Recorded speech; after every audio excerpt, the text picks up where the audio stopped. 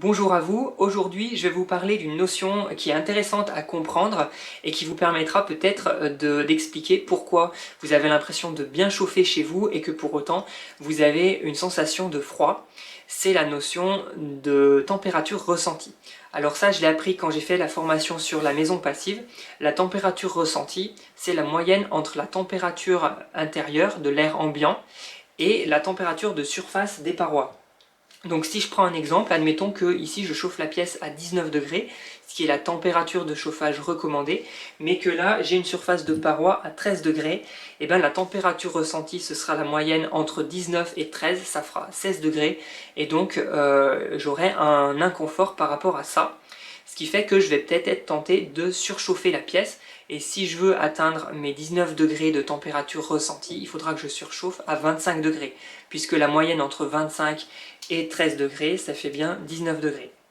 Donc voilà, c'est là le problème de murs qui ne seraient pas performants, qui seraient mal isolés. C'est que d'une part, les murs vont absorber beaucoup de chaleur et la dissiper rapidement vers l'extérieur. Donc on aura un surcoût en termes d'énergie très important.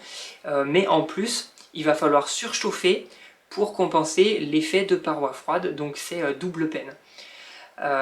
Donc c'est pour ça que dans une construction aujourd'hui on préconise une très bonne isolation. Dans une maison passive on peut avoir en surface de paroi intérieure une température aux alentours de 18-19 degrés, ce qui fait qu'on est pas loin d'une température ressentie de 19 degrés quand on chauffe l'air à 19.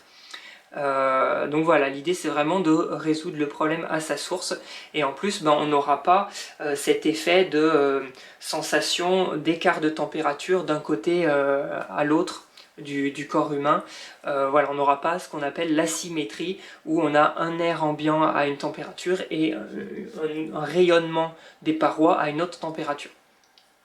Pour les fenêtres, c'est le même topo. Une fenêtre qui ne serait pas très performante aura un fort effet de parois froides, et c'est pour ça notamment qu'on a pris l'habitude de mettre les radiateurs sous les fenêtres.